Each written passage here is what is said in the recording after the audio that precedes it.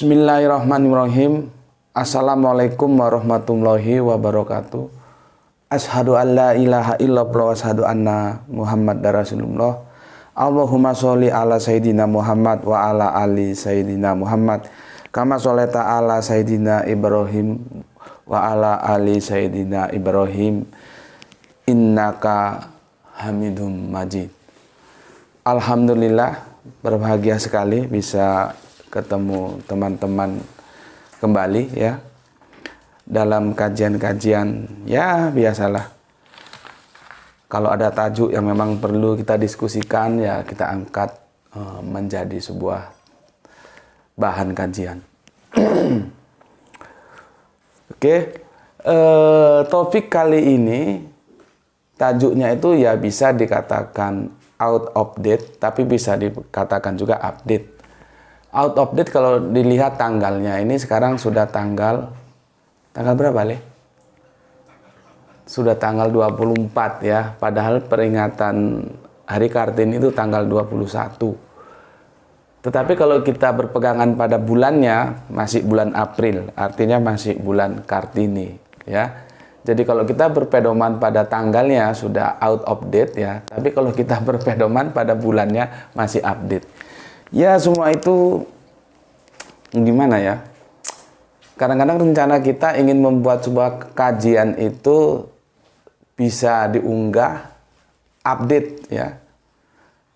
Dalam hal tanggal, update tanggal, dalam hal bulan ya, update lah. Cuman ya kadang-kadang ada saja kendala-kendala yang menjadikan tidak bisa update gitu. Tapi setidaknya kita upayakan ya itu sedapat mungkin lah supaya update. Tajuk kajian kita kali ini adalah ini sebetulnya sebuah perenungan, sebuah pemikiran yang telah aku alami lama, jauh ya, beberapa tahun lalu, dan sekarang coba kita angkat menjadi diskusi kita bersama. Tajuk kita kali ini adalah Kartini ya. Kartini ya. Ini ada jejak Islam yang dihilangkan. Ini ya. Ada jejak Islam yang dihilangkan.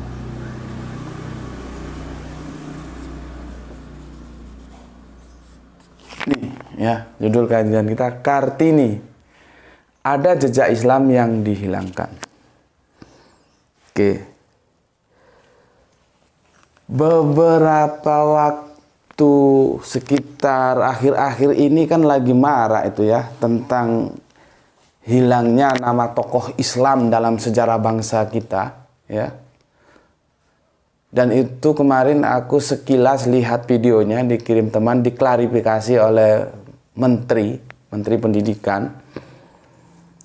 Dan Menteri Pendidikan itu mengatakan bahwa peristiwa itu tidak terjadi di masa pemerintahan dia ya. Jadi Kang Mas Menteri itu mengatakan bahwa hilangnya itu tidak dalam masa pemerintahan ketika dia diamanahi menjadi Menteri Pendidikan, gitu kata Kang Mas Menteri kita itu. Ya polemik itu terus berkembang, tetapi kalau menurut aku tidak terlalu penting untuk membicarakan di zaman menteri siapa sih itu hilang, itu tidak terlalu penting ya. Bukan sesuatu yang menjadi inti permasalahan ya. Itu second lah, bukan primer. Yang menjadi primer, faktanya itu hilang kan? Faktanya itu hilang kan? Terus siapa yang menghilangkan? Itu yang jadi masalah. Faktanya itu hilang, siapa yang menghilangkan? Baru nanti setelah kita setuju bahwa itu ya, kalau berita yang kita terima kan memang hilang itu ya, baru nanti kita diskusikan apakah hilangnya itu ya namanya mencetak sekian eksemplar banyak terus ngetiknya atau kesalahan manusiawi lah itu ya, artinya tidak by design. Kalau tidak by design ya tidak masalah, cuman kalau by design kan kita perlu tahu tujuannya apa ya, karena seorang tokoh Islam itu adalah sebuah tokoh yang dikagumi, yang memang punya peran baik dalam perkembangan keberagamaan maupun perkembangan kebangsaan kita ya. Jadi tokoh yang memang harus kita hormati lah begitu. Oke, tapi ya biarlah itu sudah ditangani oleh mereka yang berkompeten ya. Kita tunggu aja hasilnya, semoga menghasilkan solusi yang baik lah ya, untuk apa juga rame-rame. Oke, kita berbicara Kartini ya, berarti kita berbicara sejarah ya. Sejarah itu berasal dari bahasa Arabian sajarotun. Ini artinya pohon. Pohon itu tumbuh. Kalau nggak tumbuh namanya bukan pohon. Ya.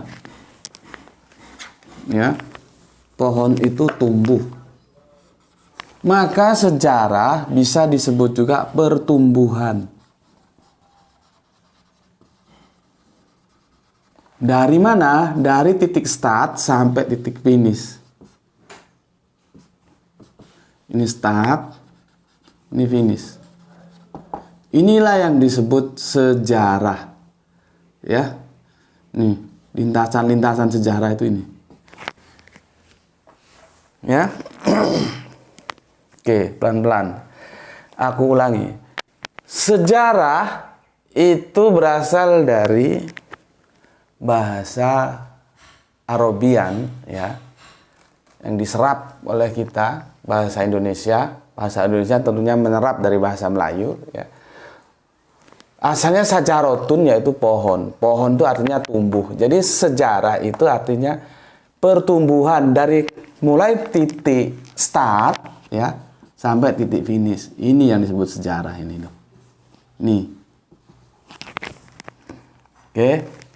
Itulah sejarah. Catatan-catatan pertumbuhannya ini ya. Itu sejarah.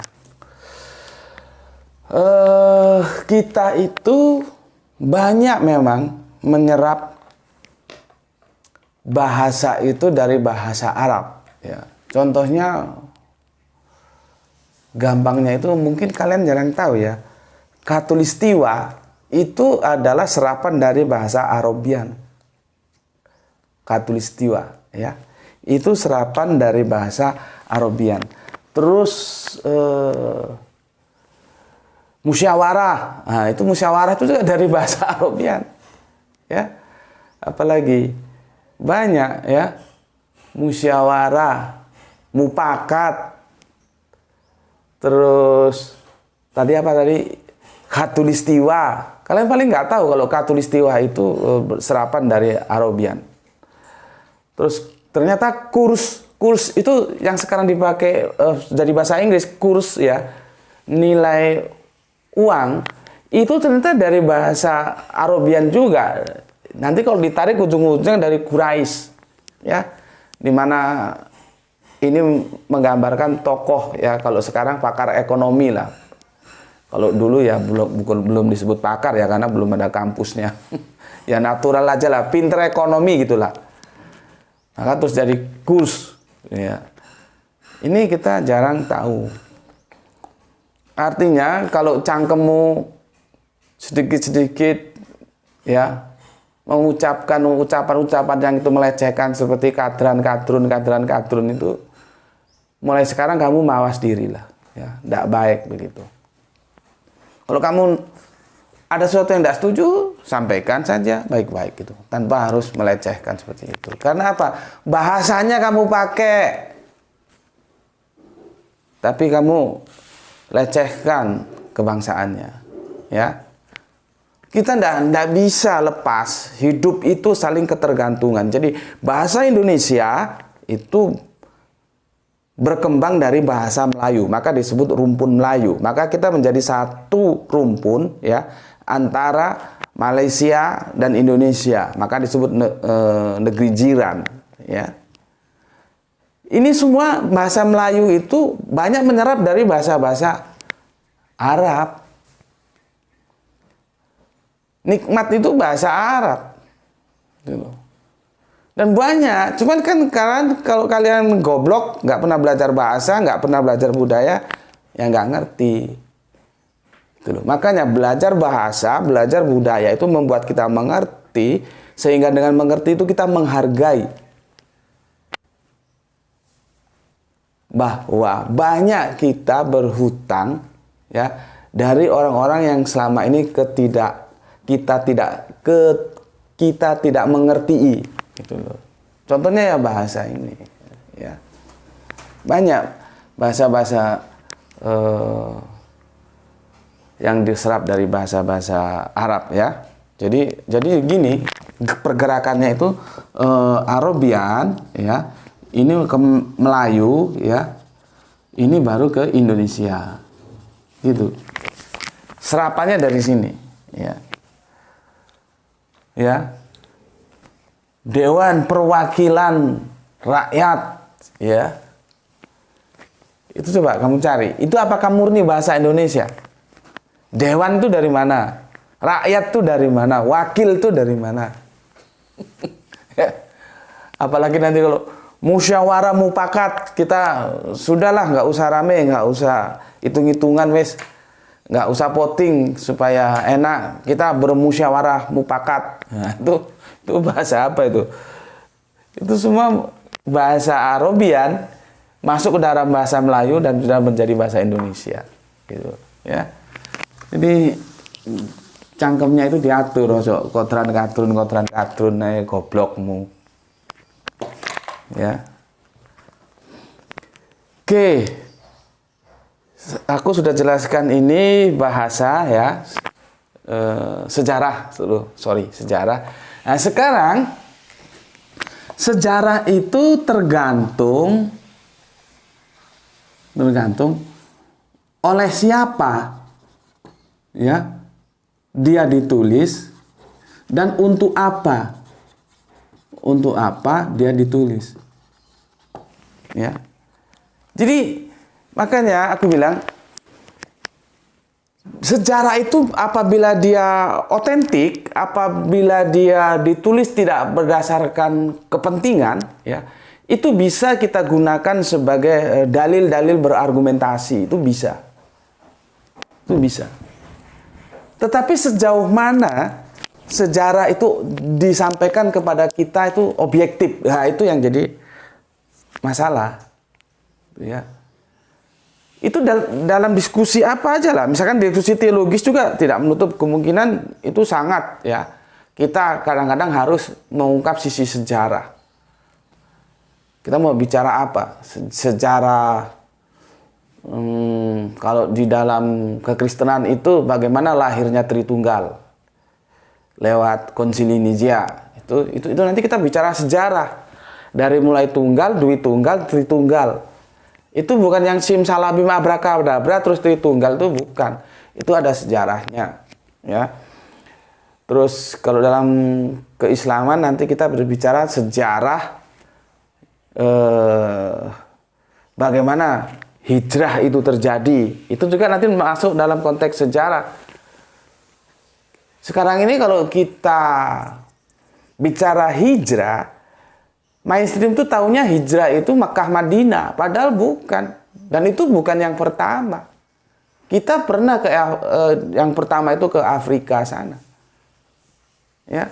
Nah, itu sejarah gitu loh. Nah, makanya aku bilang apabila jika maka, nah, kalau jika itu maka artinya bersyarat. Jika sejarah itu otentik, ya, maka dia bisa digunakan sebagai argumentasi handal dalam berdiskusi.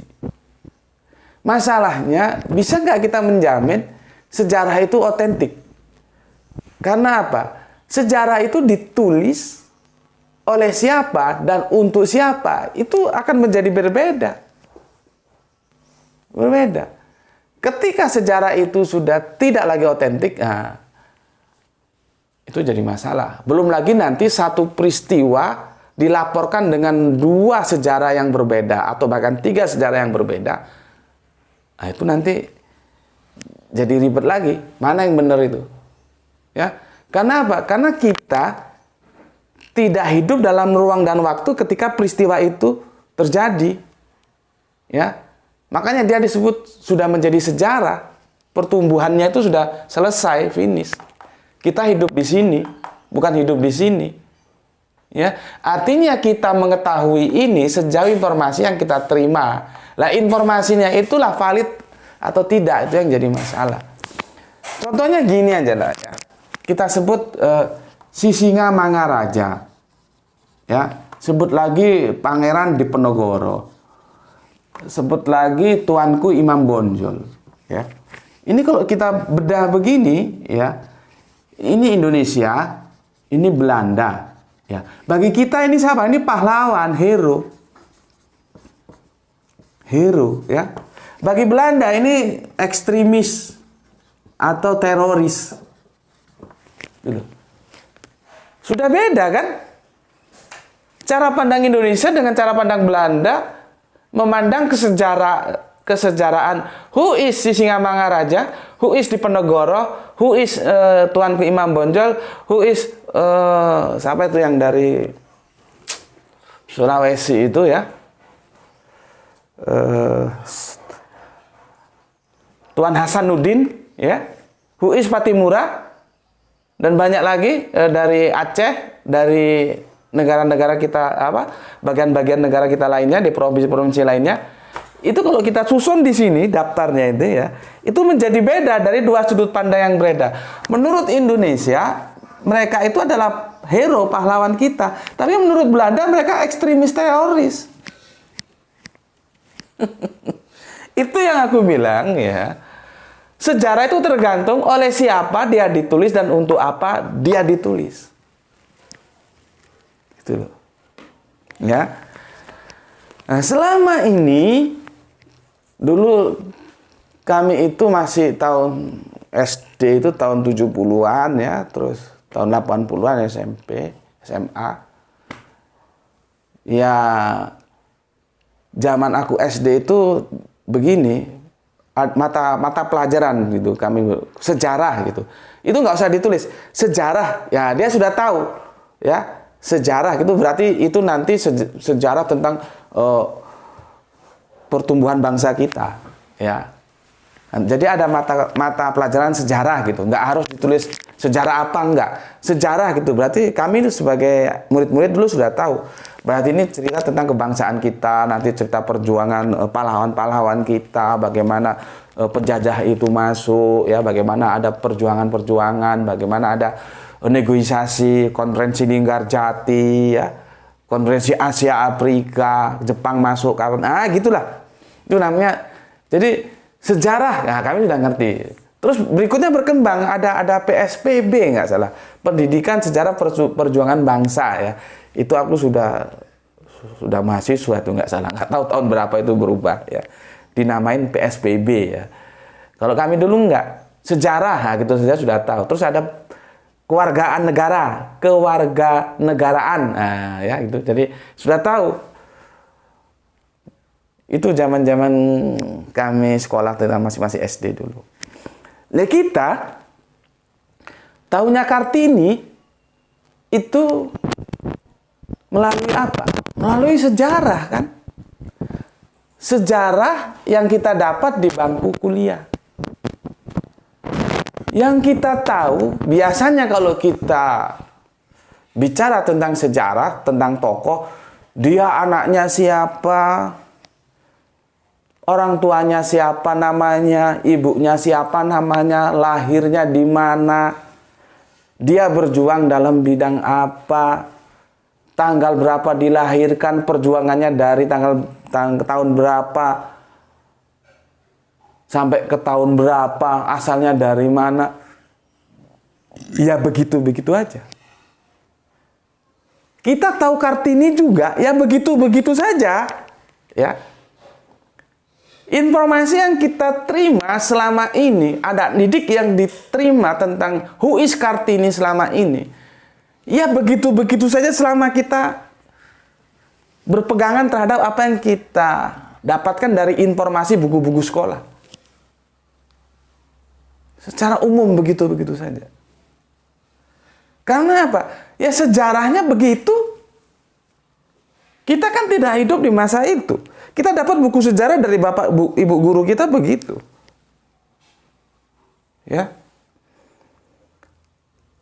Tetapi ingat ya,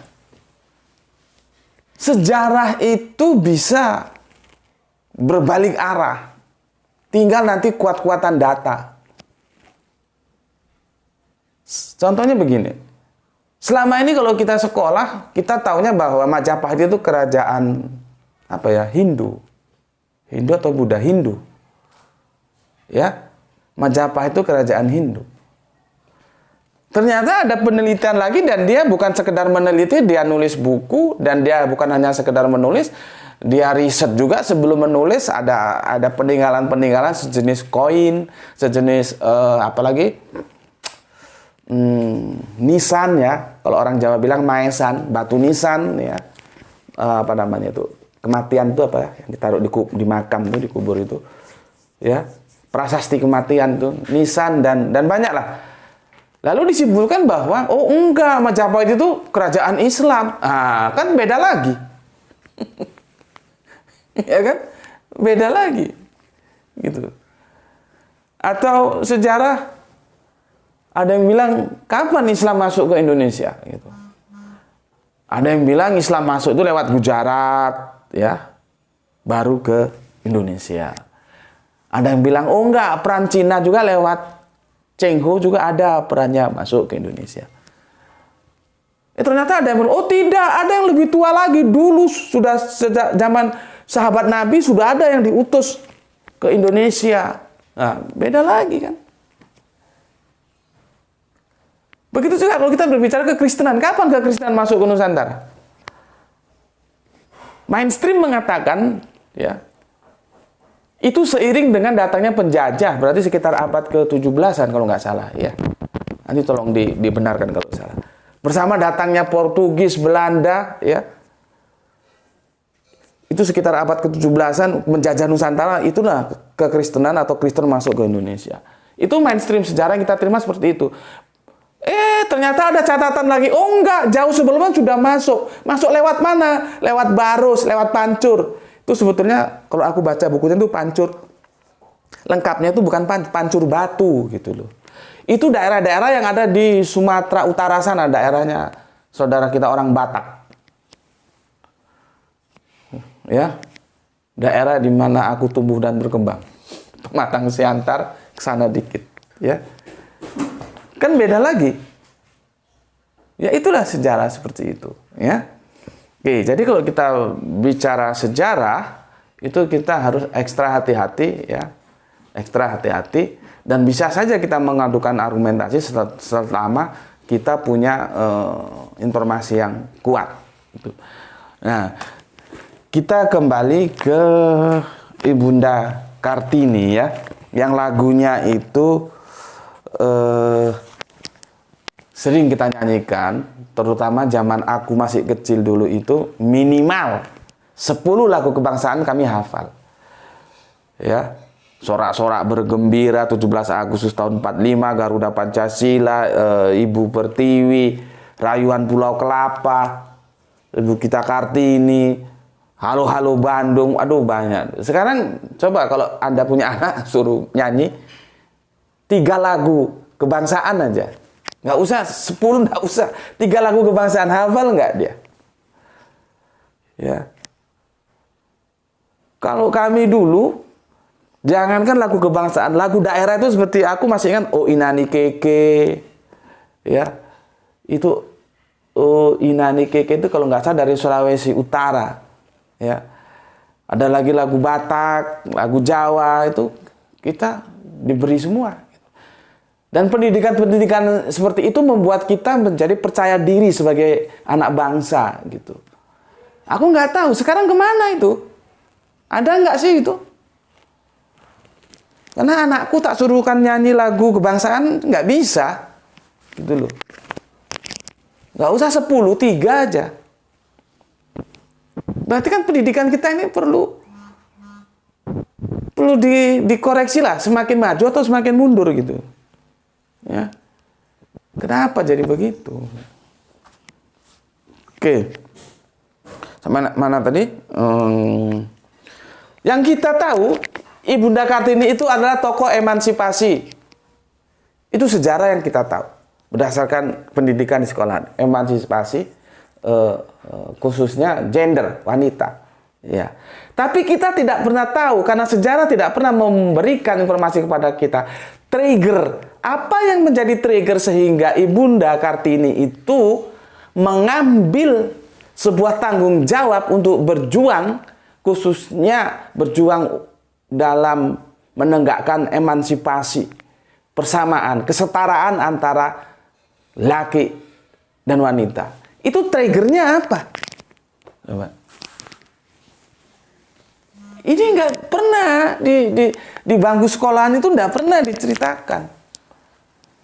Nggak pernah. Dan anak-anak kita nggak tahu. Makanya aku bilang tadi, ya, ada jejak Islam yang dihilangkan. Jadi dalam sejarah Raden Ajeng Kartini ada jejak Islam yang dihilangkan. Kalau di awal diskusi tadi kan hilangnya tokoh Islam yang kita harus berterima kasih atas perjuangan beliau kan, yang hilang juga ya. Tapi itu semoga bisa diselesaikan lah ya. Dan sekarang aku berbicara Kartini, dalam Kartini itu ada jejak Islam yang dihilangkan. Anak-anak didik kita dan akhirnya anak-anak kita dan kita ini jadi tidak tahu. Ya. Triggernya itu apa sehingga Ibunda Kartini mengambil tanggung jawab itu, berjuang. Dengan bukunya yang kita tahu, yang kita menjadi sangat tertarik, Habis Gelap Terbitlah Terang. Triggernya apa? Ini kan tidak pernah diucapkan. Tidak pernah disampaikan. Ya. Jadi sepertinya ada, bukan sepertinya, memang Islam itu mau dimarginalkan. Itu loh. Islam itu mau dikerdilkan, nanti kalau sudah kerdil dibunuh sekalian. Kenapa kita tidak jujur? Ya. Aku justru menghendaki kejujuran itu harus kita pegang. Kalau ada seorang pahlawan, apapun backgroundnya, kita kupas tuntas. Kita sampaikan apa adanya. Kalau dia diwarnai oleh keislamannya sebagai agamanya, ya ungkap keislamannya. Kalau dia diwarnai oleh kekristenannya, ya ungkap kekristenannya. Kalau dia diwarnai oleh kehinduannya, ya ungkap kehinduannya. Dari kebudayaannya, dari agama apapun, itu cuma diungkap. Supaya apa? Kita nanti berlomba-lomba dalam kebaikan.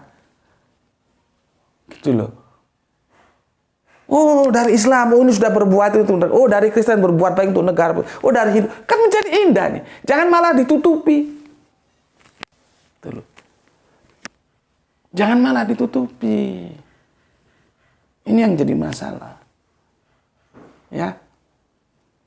Sekarang aku akan ceritakan sama kalian. Dan kalian sudah tahu lah ya. Karena sudah banyak beredar di media sosial, khususnya di WA. Ya artinya kita diuntungkan oleh perkembangan sains and teknologi.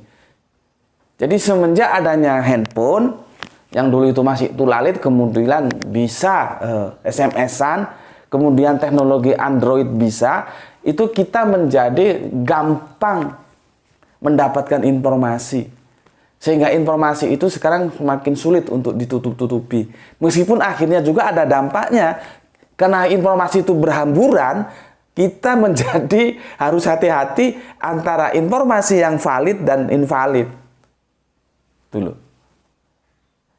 Dan itu semua dampak teknologi. Makanya aku bilang, antara ilmu sains dan ilmu sosial itu tidak bisa dipisahkan. Tidak bisa dikatakan satu mengungguli yang satunya, tidak. Meskipun dulu kalau kita zaman SMA itu, kalau kita masuk, dulu zamanku SMA itu sudah dijuruskan. Ada IPA, IPS, bahasa. Kalau masuk jurusan IPA itu, wah, senangnya bukan main. Ya. Begitu juga kalau kita kuliah, ambil eksak gitu ya. Sebetulnya tidak, semua ilmu itu saling melengkapi gitu. Contohnya sekarang ini, bahwa penemuan-penemuan sains ya, seperti handphone dan segala macam, itu akan mempengaruhi antropologis kita, budaya kita, sosial kita. Itu ilmu sosial. Gitu. Nah, sekarang kita diuntungkan dengan adanya Android ini. Tapi dulu seingatku zaman SMS, aku belum tahu apakah sudah beredar, belum. Khususnya setelah Android ini ada, kita beredar.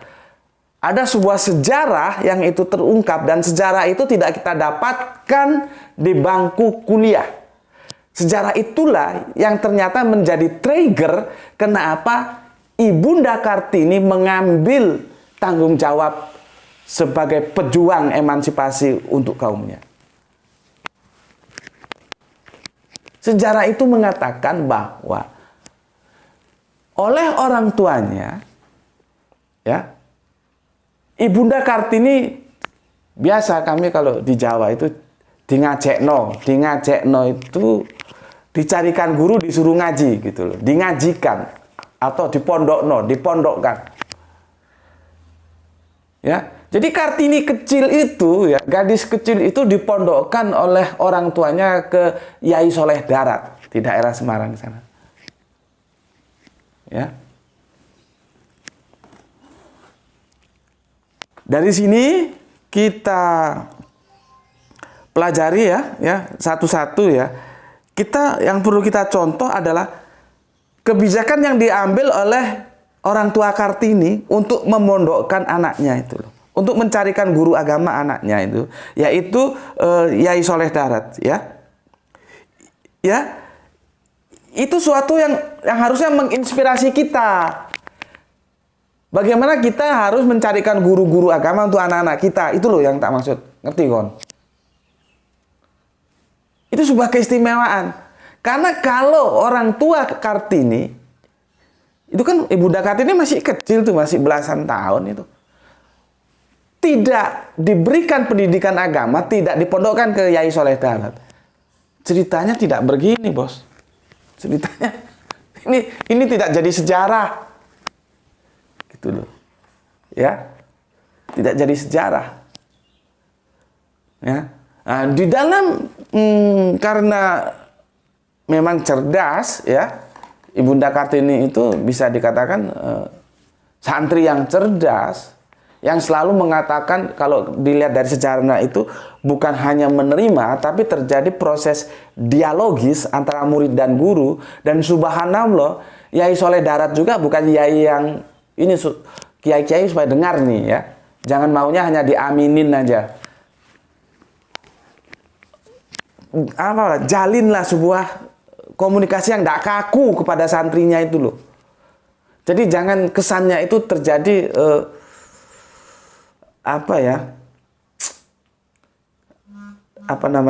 dalam pendidikan itu tidak terjadi hubungan yang rileks gitu ya. Jadi kaku, jangan bikin yang rileks gitu loh, yang enak. Nah, ini Yai Soleh Darat ini sudah mencontohkan bagaimana dia berdialog dengan santrinya, ya. Jangan ada feodalisme. Ya, dulu dalam sebuah seminar itu aku datang, nggak taunya ada mahasiswa pindahan gitu ya. Dia doktor atau masih S2 lupa aku ya. Dia bilang pindah, jadi dari salah satu daerah pindah ke Malang sini ya. Kita pas waktu itu ada seminar di kampus, dia bilang, "Saya ini pindah karena saya korban jadi feodalisme pendidikan." Lucu juga aku dengar. Dia bilang dia pindah dari sekolahnya yang lama ke sekolah yang baru itu karena dia telah menjadi korban feodalisme pendidikan. Ya memang dia banyak, ya asik, aku suka tipe banyak protes, banyak tanya. Harus begitu memang. Kita nggak bisa hanya menerima nge mawon. Harus ditanya apa, mengapa, bagaimana, itu ditanya. Baru nanti kita, ya itulah fungsi akal yang kita sudah jelaskan kemarin. Akal itu gunanya untuk mencari kebenaran dengan metodologi seperti itu. Bertanya apa, mengapa, bagaimana, di mana, siapa, itu harus ditanyakan. Nah, terjadi dialogis yang indah antara Ibunda Kartini kecil ya dengan Yai Soleh Darat. Itu komunikasinya indah, gitu loh.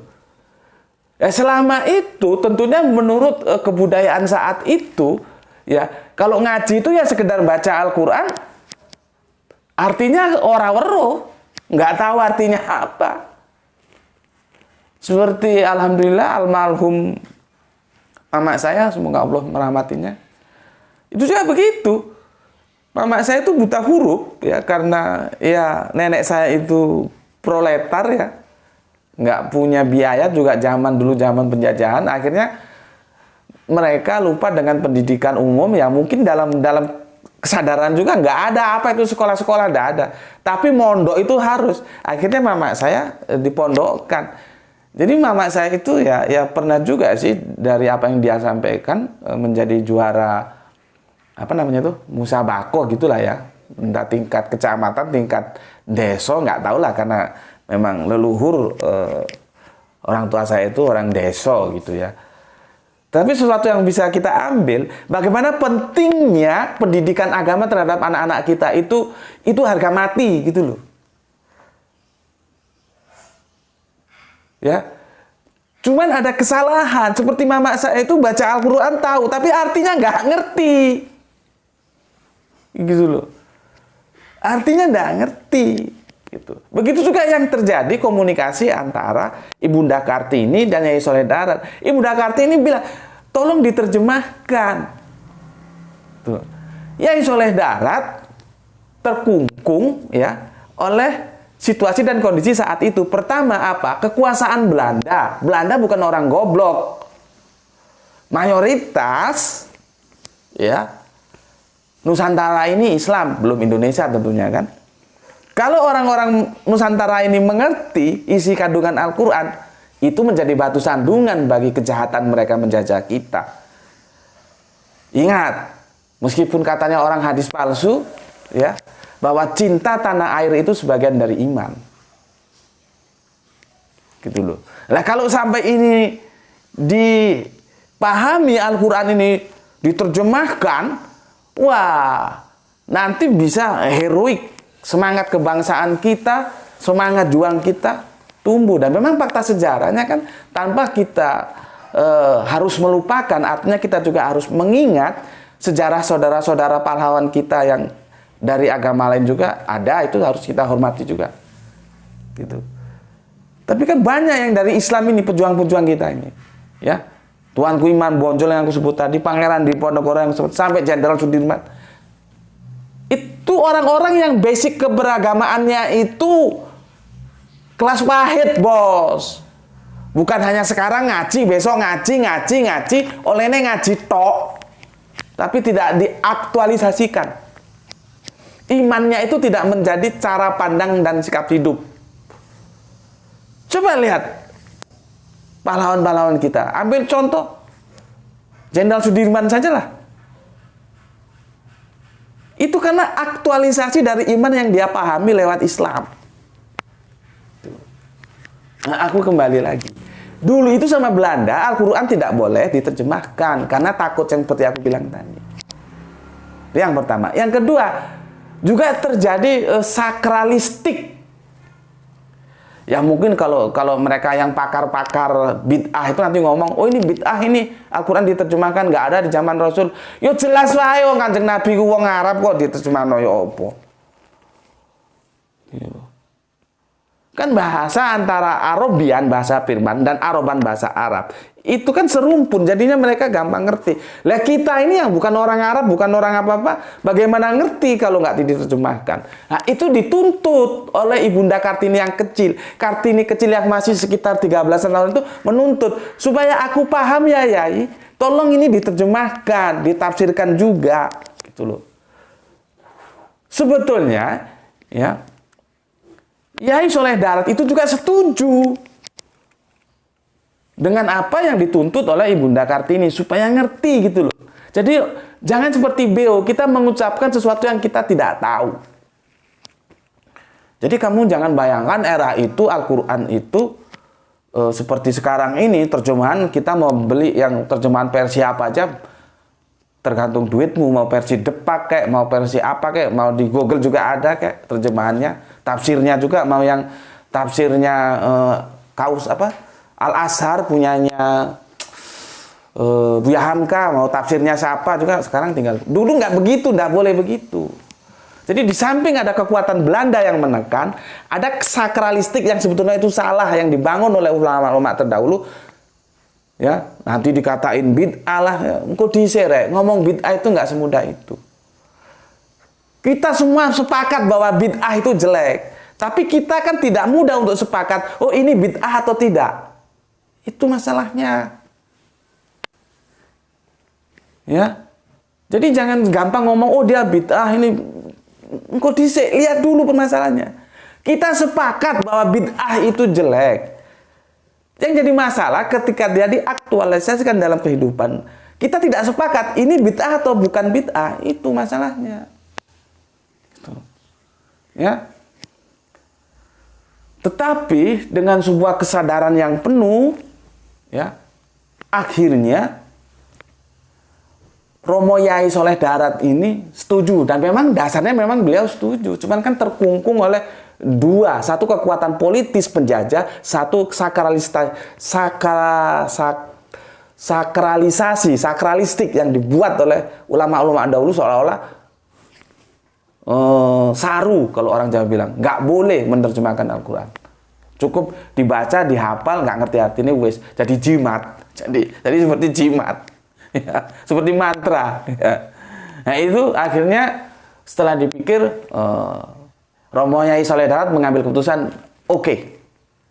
Akhirnya ya tersusunlah nggak selesai, cuman 13 juz itu selesai sampai Al-Fatihah, sampai di surat Ibrahim 13 juz itu tafsir dan terjemahan Al-Quran yang disusun oleh Romo Yai Soleh Darat, ya. Dan sejarah mengatakan itu dicetak di Singapura, ya, cetak di Singapura, dan itu terjemahan pertama untuk wilayah Nusantara. Pertama kali Al-Quran diterjemahkan itu ya dalam bahasa Jawa oleh Romo Yai Soleh Darat. Itu terjemahan pertama, ya. Dan itu pegon, ya, pegon. Pegon itu bahasa Jawa. Pegon itu, ya itulah orang Jawa lidahnya gitu. Berasal dari kata pego. Ya, jadi nggak ada N-nya, tapi lama-lama jadi pegon. Oh, itu pegon nih gitu. Sebetulnya asalnya itu pego. Pego itu menyimpang, tidak wajar gitu ya. Tidak wajar atau menyimpang. Ya, karena kita tahu bahwa orang Jawa juga punya huruf-huruf Jawa yang disebut Hono Coroko itu. Ya.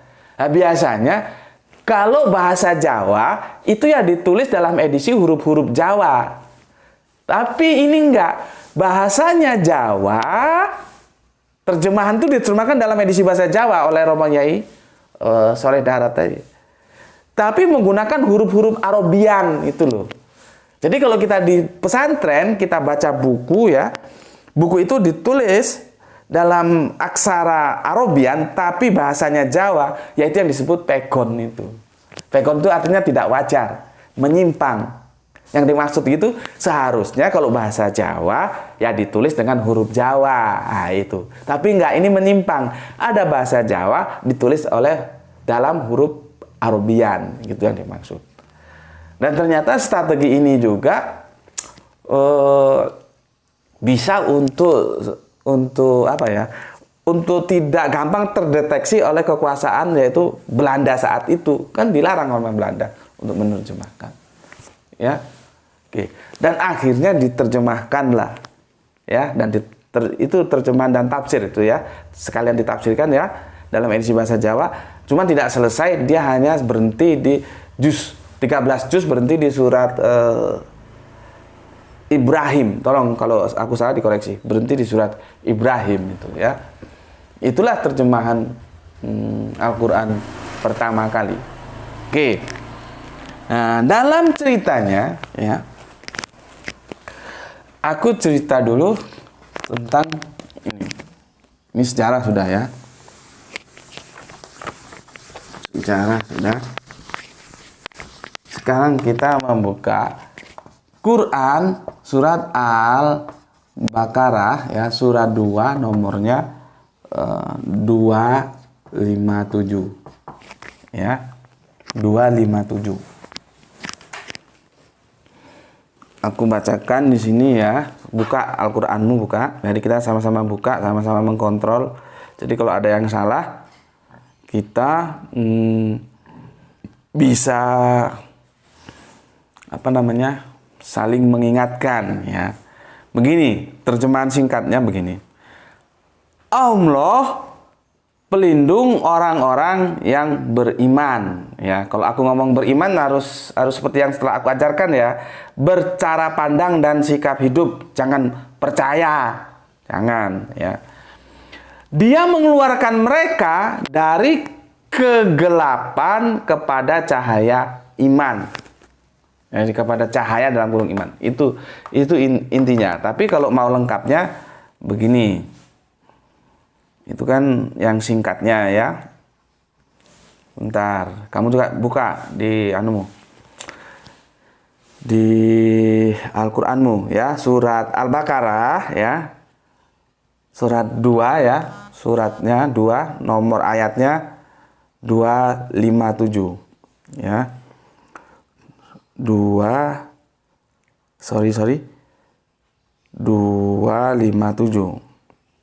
Nih. Lengkapnya begini ya. Allah pelindung orang yang beriman. Dia mengeluarkan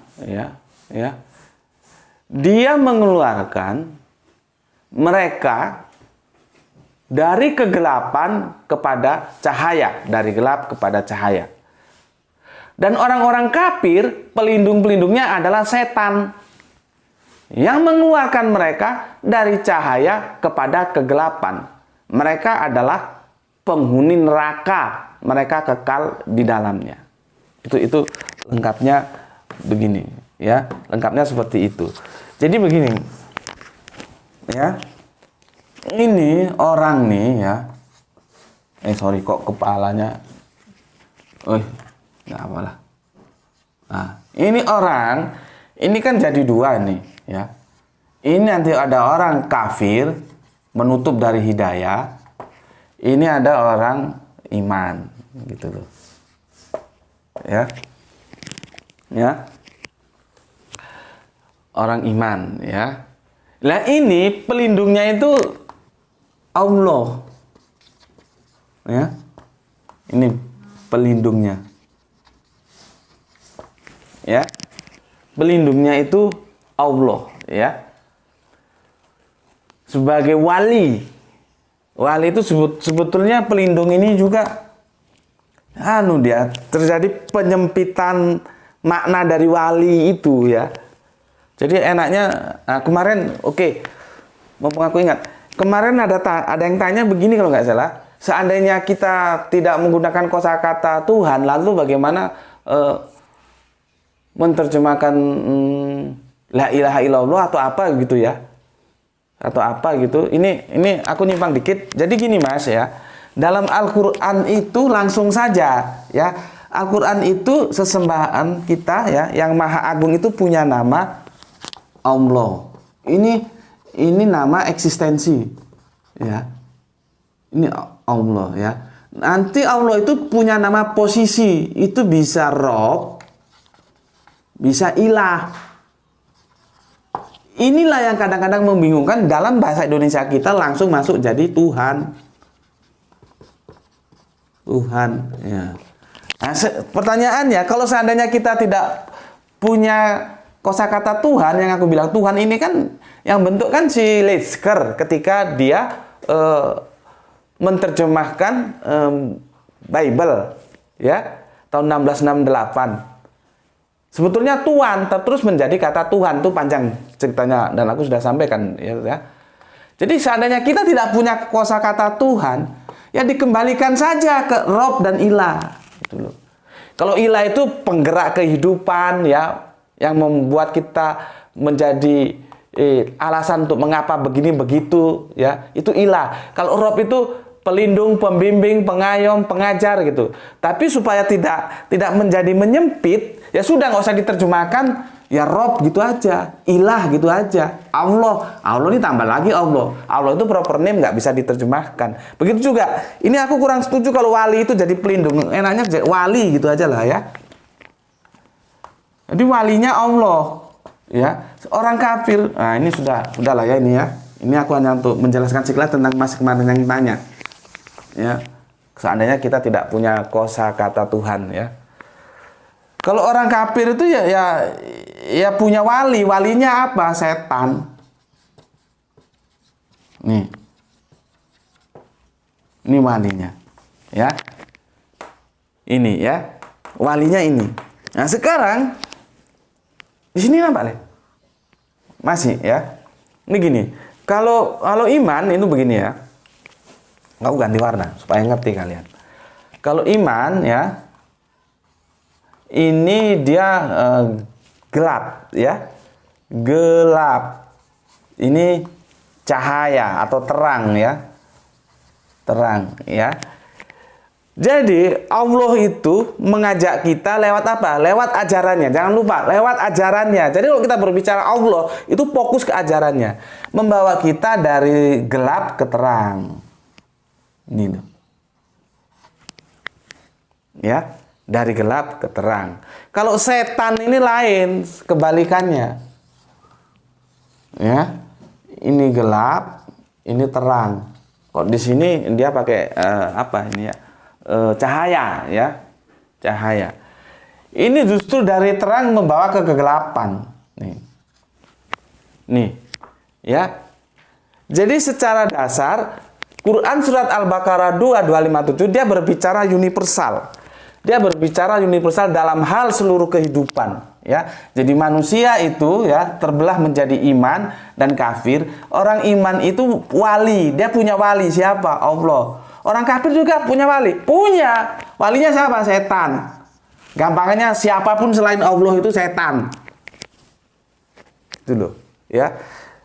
Jadi kalau kita sudah mengambil Allah sebagai wali kita, maka kita harus mengaktualisasikan iman kita, cara pandang dan sikap hidup kita berdasarkan apa yang sudah disampaikan oleh Allah yang kita sebut kemarin hidayah, yaitu dalam Al-Quran itu, atau dalam bahasaku Iqra, berquran, ngur'ano kon ngur'ano, hiduplah kamu dalam Quran. Kalau orang Jawa bilang kon ngur'ano, itu harus konsekuen, ya.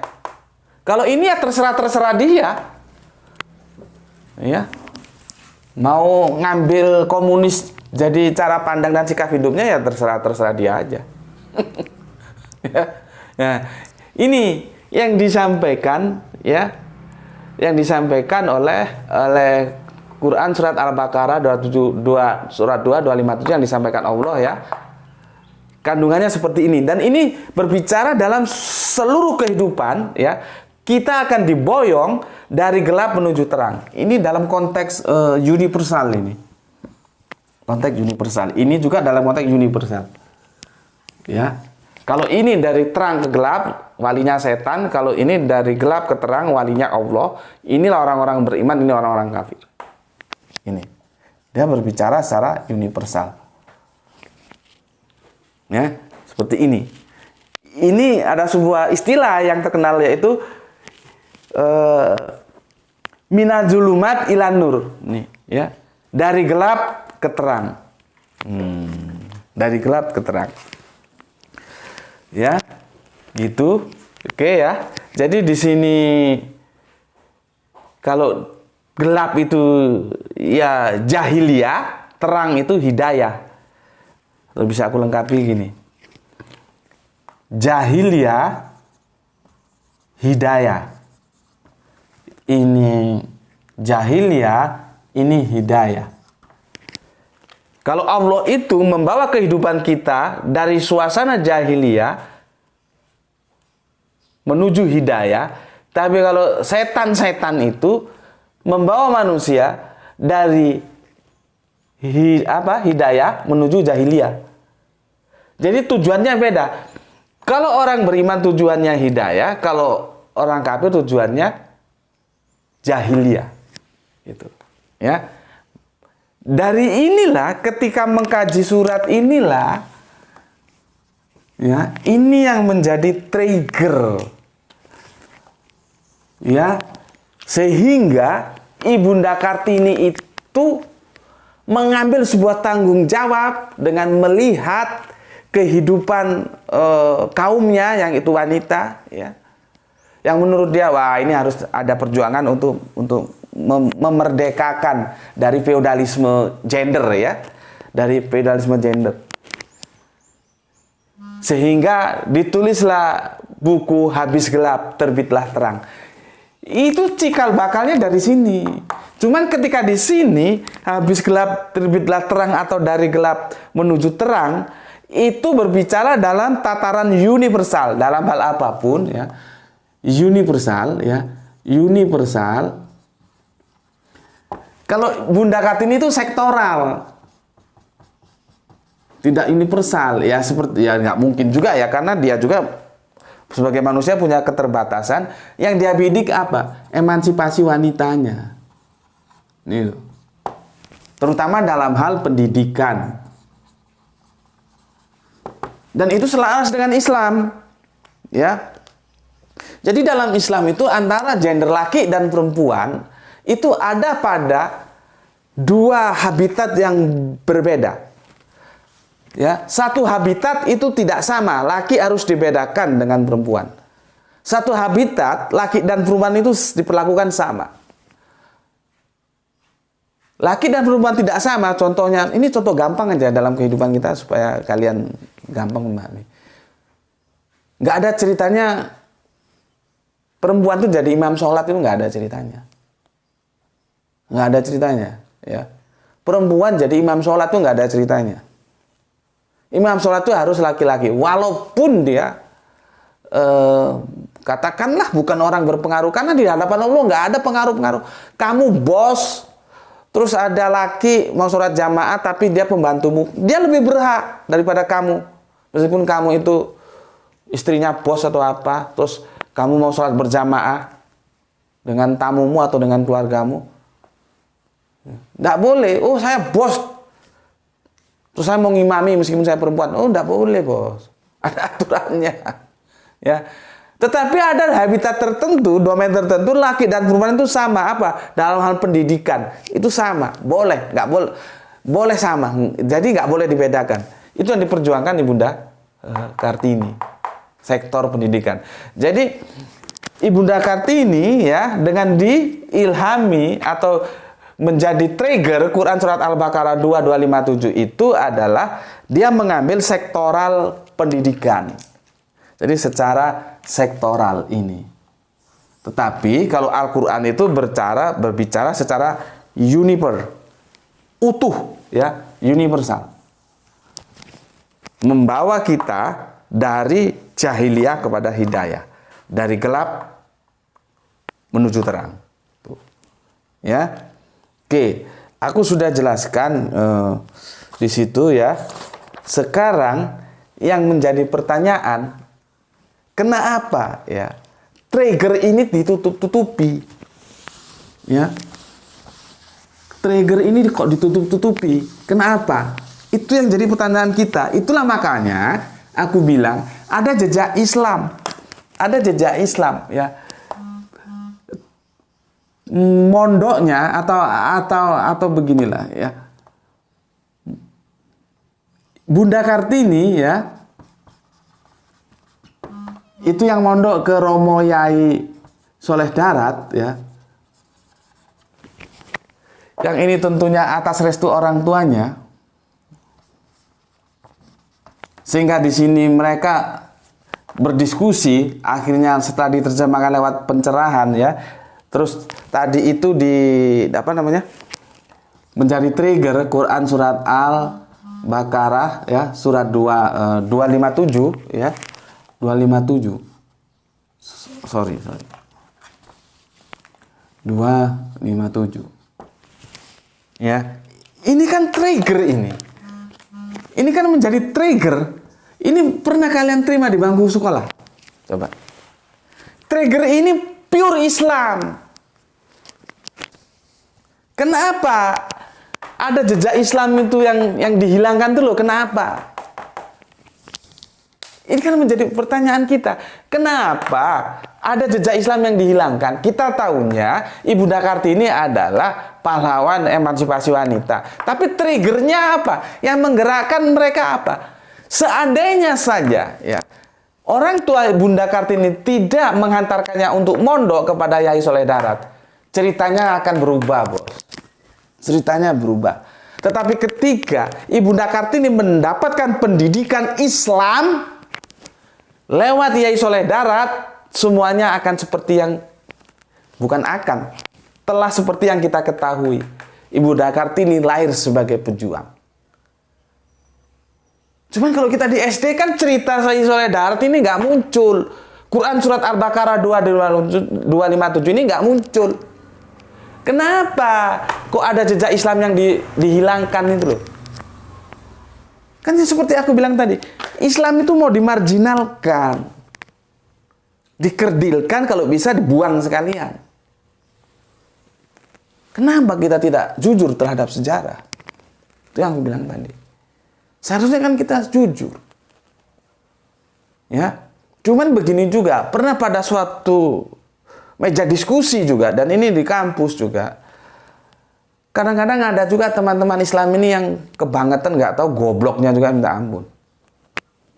Ya, itulah perlunya belajar sejarah. Jadi teman Islam kita ini menandingkan antara Raden Ajeng Kartini dengan tokoh-tokoh Islam yang dia sebut. Aku nggak hafal ya, ada berapa tokoh Islam. Artinya begini, yang dia mau, ngapain kita mengidolakan Kartini? Ini loh, ada idola-idola pejuang-pejuang Islam. Mau dia begitu. Ini kan orang mendem mangan sabun kalau orang Jawa bilang. Ya. Kok nggak bangga sama pejuang bangsanya? Kalau dia nggak tahu, tanya. Ya. Sehingga dia tahu apa triggernya. Kalau dia sudah tahu seperti yang aku jelaskan, ternyata keislaman itulah yang menjadi trigger Kartini menjadi pejuang, maka seharusnya lah Raden Ajeng Kartini itu bukan ditandingkan, tapi disandingkan oleh pejuang-pejuang Islam lainnya. Itu hanya beda T sama S saja. Ya. Yang satu ditanding. Kan. Yang satu disandingkan. Ya. Beda satu huruf aja. Yang satu T ditandingkan, yang satu S. Nah, untuk teman-teman Islam, ya kalian belajar supaya tahu nih sejarahnya. Jangan Ibunda Kartini kamu tandingkan dengan pejuang-pejuang wanita Islam yang kamu tahu, seolah-olah itu lebih hebat dan ini nggak hebat, ini jangan jadikan idola. Aku minta setelah kamu lihat kajian ini kamu berubah. Jangan tandingkan, tapi apa? Sandingkan. Sandingkan Ibunda Kartini ini dengan pejuang-pejuang wanita Islam lainnya. Itu loh. Kenapa? Ini juga Islam. Bahkan trigger itu keislaman yang hilang ini. Yang jadi triggernya. Ya. Jam berapa lama? Waduh, ternyata aku nggak bisa bikin video 20 menitan ya. Ya. Oke lah, sampai sini dulu. Yang penting kalian paham, intinya ada jejak Islam yang dihilangkan. Justru jejak Islam yang dihilangkan itulah yang men-trigger. Aku ngomong trigger, kamu ngerti nggak sih? Trigger itu tepatnya pemicu, gitu loh. Ya. Kalau kita di teknik dulu MPU, motor penggerak utama. Ya. Pemicu, yang menjadi pemicu, menjadi trigger perjuangan itu adalah keislaman Ibunda Kartini. Ya. Dan aku tambahkan sedikit, ada yang terlupa, kemudian Ibunda Kartini itu menikah, ya. Kadonya itu oleh Romo Yai Soleh Darat itu jadi kado tafsir terjemahan Al-Qur'an yang 13 juz itu. Jadi kado pernikahannya. Ya. Eh, Oke lah, aku kira cukup ya karena sudah lebih 1 jam sih ya. Aku kira ini cukup untuk membuka wawasan kita. Semoga kita tahu ya. Dan aku mengajak kepada semuanya atau siapapun yang menonton video ini ya, bahwa kejujuran itu adalah nilai, kejujuran itu adalah mata uang yang dia berlaku di mana-mana. Ya, mari kita jujur, termasuk dalam sejarah jujur. Kalau yang sudah lalu ya sudahlah, ya nggak perlu kita permasalahkan, nggak perlu kita rame sebagai anak bangsa. Cuman kalau nulis buku sejarah lagi, yang jujur, ya tulis apa adanya. Kalau ada nilai-nilai Islam bagi pahlawan itu, ya sertakan. Kristen ya sertakan, Hindu ya sertakan, Buddha ya sertakan. Nggak apa-apa semua. Nanti kita di antara Hindu, Islam, Buddha, Kristen saling-saling berlomba dalam kebaikan untuk negeri ini. Begitu. Nggak perlu ada yang ditutup-tutupi. Ya, sertakan semua. Jadi anak bangsa ini juga jelas dalam memotret bagaimana perjuangan para pahlawannya. Oke, begini. Beberapa waktu lalu ya sudah lama sih, kalau nggak salah hampir setengah tahun lalu, lebih mungkin. Jadi begini, aku tidak akan gimana ya, aku sebut namanya takutnya beliaunya nggak mengizinkan ya takutnya beliaunya nggak mengizinkan. Jadi begini, beliau ini adalah viewer setia kita sejak zaman channel ini dibangun ya, sejak masih subscribe itu masih 20, 25 ingatku, dan sampai hingga kini tetap setia nongkrong di channel ini untuk bersama kita mendiskusikan apa-apa yang perlu kita diskusikan, khususnya comparative religion ya. Dan beliaunya WA aku saat itu, ternyata beliaunya itu berinteraksi dengan teman-teman Kristen ya dalam kesehariannya. Itulah yang memicu beliau untuk banyak belajar kristologi lewat channel ini, gitu ya. Jadi beliau members yang setia lah. Bayangkan pada waktu itu subscribe-nya masih 20-an ya. Begitu juga untuk members-members yang lain ya, banyak yang aku nggak bisa sebutkan satu persatu ya. Aku ucapkan terima kasih ya, kalian adalah pionir juga ya, karena sejak masih sedikit ya, alhamdulillah sekarang sudah 19.000 ya, dan itu pun sudah lebih sekian ya, alhamdulillah. Cuman korelasi ke viewernya ini, jadi antara subscribe dengan korelasi viewernya ini yang belum membanggakan, belum membahagiakan ya. Aku bayangkan kalau misalkan 19.000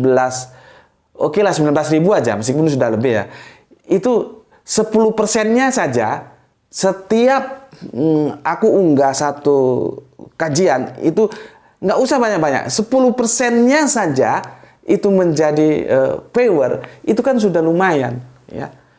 Ini sementara ini perkembangannya tidak, mungkin 1% lah maksimal, karena bermain di atas angka 1.000.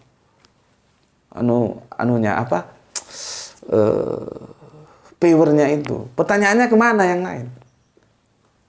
Kan itu. Jadi dari sudut subscribe sudah membanggakan ya. Insya Allah mudah-mudahan sebentar lagi menuju ke arah 20.000. Tapi dari prosentase viewer apabila dibandingkan dengan itu sama sekali belum membanggakan. Ya. Tapi ya aku sadar ya, karena channel ini dibangun dengan awalnya itu sudah dipatok, ini edukasi, bukan sensasi. Sementara rakyat YouTube ini, kalau aku bilang rakyat YouTube ini, itu kan lebih demen, lebih seneng untuk hal-hal yang berbau sensasi daripada yang edukasi. Itu aku sadari ya, aku sadari. Itu yang pertama. Yang kedua, memang channel ini dibangun dengan satu tujuan mainstream, tujuan utamanya itu adalah dakwah ya, dakwah. Dan aku juga mengajak kalian semuanya terlibat dalam dakwah ini. Bisanya apa? Ya bisamu apa gitu loh. Bisamu apa yang kamu sumbangkan ya, sumbangkan. Oh kamu jadi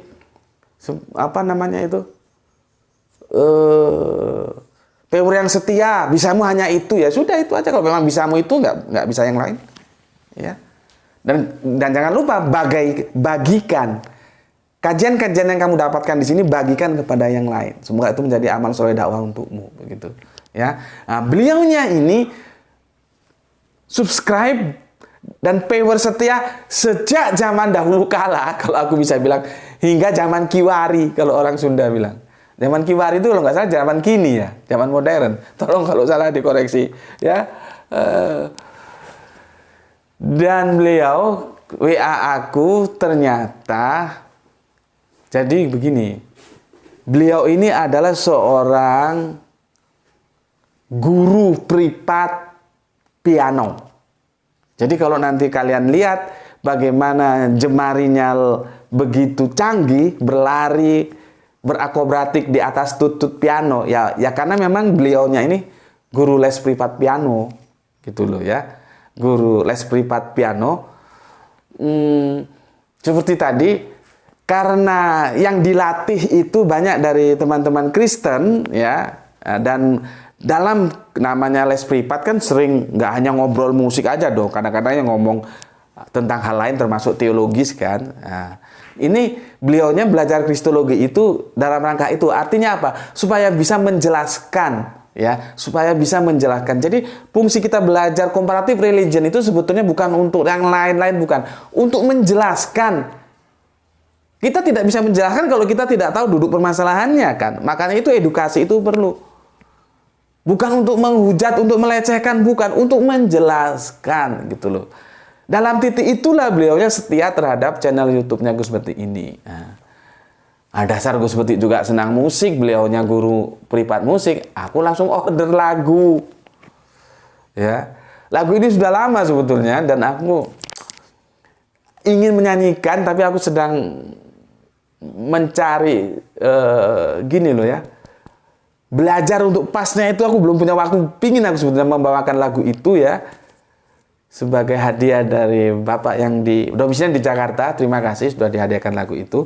Nah, lagu itu akan aku sertakan dalam akhir dari kajian ini. Dan ingat ya, lagu itu dikarang, aku nggak mau menggunakan kata dicipta, karena dicipta itu haknya Allah, haknya hamba itu hanya bisanya mengarang. Lagu itu dikarang jauh sebelum ini menjadi gagasan untuk menjadi tajuk kajian loh ya. Ya, jadi jangan dipandang keliru karena aku mau bahas kajian ini, terus aku order lagu sama Bapak kita ini, enggak begitu. Lagu itu sudah jauh hari ada, bahkan hampir setengah tahun lebih ya. Ada ya, aku minta hadiah, tolong dong Pak saya dibikinkan lagu. Akhirnya ya sekitar semingguan lah dibikinkan lagu, not-notnya dulu. Terus aku bilang, syairnya Pak? Iya. Terus dijanjikan baru syairnya dikirim ya. Nah, nanti aku serahkan sama kalian semua ya. Bagaimana silakan dinilai, dan kalau menurutku sih subhanallah bagus ya. Subhanallah. Nanti aku sertakan di video kajian ini. Kamu tahu kenapa? Lagu itu aku sertakan karena lagu itu belum dikasih judul ya. Lagu itu belum dikasih judul ya. Akhirnya aku yang memberi judul, tapi beliau yang menulis liriknya, tapi aku yang memberi judul lagunya. Sama seperti ini ya. Karena aku lihat juga syair-syairnya itu seperti itu ya. Bagaimana orang yang dalam kondisi gelap kemudian mendapatkan hidayah dari Allah ya. Akhirnya menimbulkan sebuah ketenangan hidup, kenyamanan hidup. Itulah yang disebut kemarin hidayah ya. Jadi lagu ini, maaf Pak, aku ngelancangi ya kalau orang Jawa bilang, aku kasih judul Minal Dulunat Ilan Nur ya, dari gelap menuju terang. Minal Dulunat Ilan Nur. Sama seperti ini. Ini intinya kan Minal Zulumat Ilan Nur, dari gelap ke terang. Lagunya juga ini aku kasih judul seperti itu ya. Oke, nanti selamat menyaksikan. Assalamualaikum warahmatullahi wabarakatuh.